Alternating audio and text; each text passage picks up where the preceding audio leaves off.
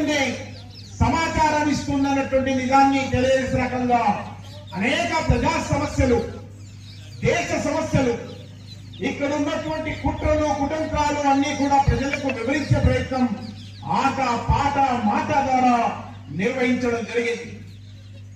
ఈ రోజు భారత కమ్యూనిస్టు పార్టీ సిపిఐ 18వ మండల మహోత్సవ ఈ మారుమూల గ్రామమైన మొల్లచింతపల్లిలో నిర్వహించడం అనేది బహుశా ఏ రాజకీయ పార్టీ 10 సంవత్సరాలు అధికారంలో ఉన్న పార్టీ కావచ్చు, 70 సంవత్సరాలు అధికారంలో ఉన్న పార్టీ కావచ్చు, ఇప్పుడిప్పుడే కనుమరుగై ఆ మధ్యలో ఒక 25-30 సంవత్సరాలు ఉన్న పార్టీ ఏ పార్టీ కూడా ఈ గ్రామంలో ఒక మండల స్థాయి కార్యక్రమాన్ని పెట్టే సాహసం చేయలేదు.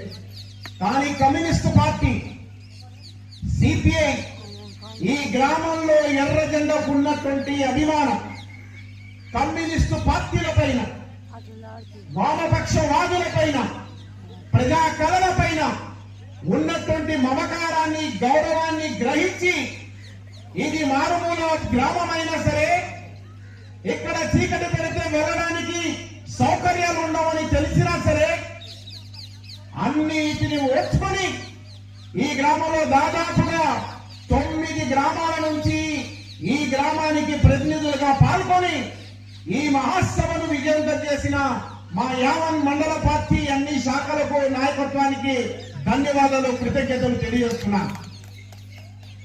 ఈ రోజు ఈ 18వ మహాసభ నడుస్తున్నటువంటి తరుణం ఎంతో చారిత్రాత్మకమైనటువంటిది. భారత కమ్యూనిస్టు పార్టీ సరిగ్గా 100 సంవత్సరాల క్రితం కాన్పూర్ అనేటువంటి నగరంలో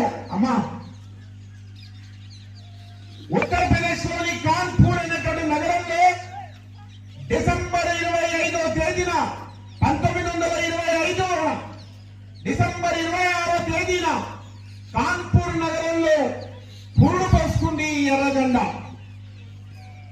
ఆనాటి నుంచి ఈనాటి వరకు 100 సంవత్సరాల పాటు దేశ స్వాతంత్ర ఉద్యమం నుంచి పూనుకొని ఈ దేశంలో ఉన్నటువంటి అనేక పోరాటాలు, అనేక విజయాలు, ఈ రోజు మనం చూస్తున్నటువంటి ఈ నవ యువ భారత్ అంతా కూడా నిర్మాణం జరగడంలో, స్వాతంత్ర అనంతరం దీన్ని పునర్నిర్మించే భాగంలో కమ్యూనిస్టుల పాత్ర అమోఘమైనది, అజరామరమైనటువంటి విషయాన్ని ఈ సందర్భంగా నేను మనవి చేయదలుచుకున్నా.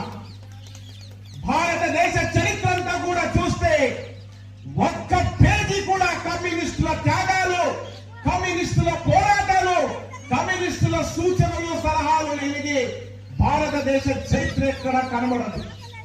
అలాంటి ఘనకీర్తి కలిగినటువంటి చరిత్ర కమ్యూనిస్టు పార్టీది, ఎర్ర జెండాది.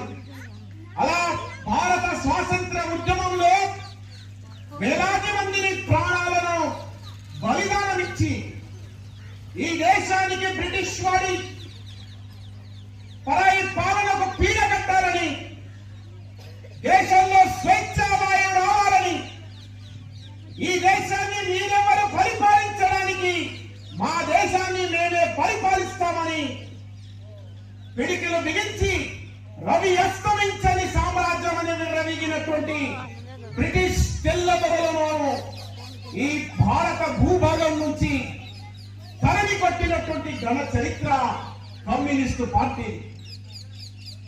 అలాంటి త్యాగాలు, అనేక పోరాటాలు, మీరట్ కుట్ర కేసు కానివ్వండి, ఇతర అనేక అక్రమ కేసులు ఎదుర్కొని కమ్యూనిస్టు పార్టీ అగ్రనాయకత్వం అంతా కూడా జైళ్లలో సంవత్సరాల తరబడి జీవితాలను అనుభవించడం జరిగింది. వందల సంఖ్యలో ఉరికంబాలు ఎక్కడం జరిగింది. కమ్యూనిస్టు పార్టీ నాయకులు వేలాది మంది చెరసరలో మగ్గి రోగాల పాడబడి మృతి చెందడం జరిగింది. అనేక మందిని కాల్చి చంపడం జరిగింది బ్రిటిష్ సైనికులు. అంత ఘన చరిత్ర, త్యాగాల చరిత్ర కమ్యూనిస్టు పార్టీ సిపిఐ. ఆ మొత్తం స్వాతంత్ర ఉద్యమంలో అగ్రభాగాన నిలిచి మన తెలుగు వాళ్ళైనటువంటి చండరాజేశ్వరరావు గారు ఈ భారతదేశానికి పెద్ద ఎత్తున నాయకత్వం వహించడం జరిగింది.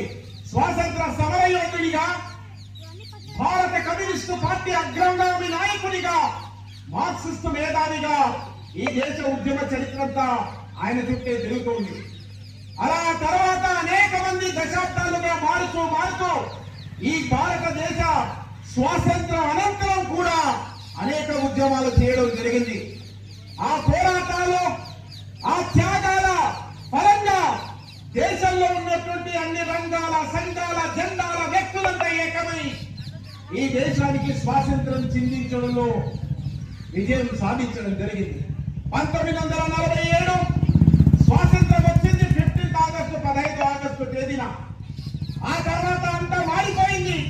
బ్రిటిష్ వారు పారిపోయాడు. ఇక ఈ దేశాన్ని మనం పరిపాలించుకున్నామని చాలా మంది అనుకుంటారు. కానీ మీ అందరికీ విషయం తెలియాలి. 1947 ఆగస్టు 15వ తేదీన ఇప్పుడున్న భారతదేశం అంతా స్వాతంత్రం వచ్చి త్రివర్ణ పతాకాలు, 3 రంగుల జెండాలు మనం ఎగరేస్తుంటే ఈ తెలంగాణ నైజాం రజాకారు పాలనలో వాళ్ళ కబంధ హస్తాలలో ఇరుక్కొని ఈ దేశంలో ఈ రాష్ట్రం అంతా కూడా దొరాని బాంచమని దొరల చేతి కింద నలుగుతున్నటువంటి చీకటి రోజులు. ఆ చీకటి వ్యవస్థను కూకటి వేళ్లతో పెకరించడానికి కమ్యూనిస్టు పార్టీ నాయకత్వాన, ఆంధ్ర మహాసభ నాయకత్వాన ఒక మహత్తరమైనటువంటి పిలుపు ఇవ్వడం జరిగింది. తెలంగాణ రైతాంగ సాయుధ పోరాటానికి చండ రాజేశ్వరరావు గారు, పుచ్చలపల్లి సుందరయ్య గారు, లేకపోతే అనేక మంది వీరులు ఈ పోరాటంలో పాల్గొనడం జరిగింది. ప్రపంచ పోరాట చరిత్రలో సువర్ణ అక్షరాలతో లిఖించబడ్డ తెలంగాణ రైతాంగ సాయుధ పోరాటం దొరలు, భూస్వాములు, జాగీర్దారులు,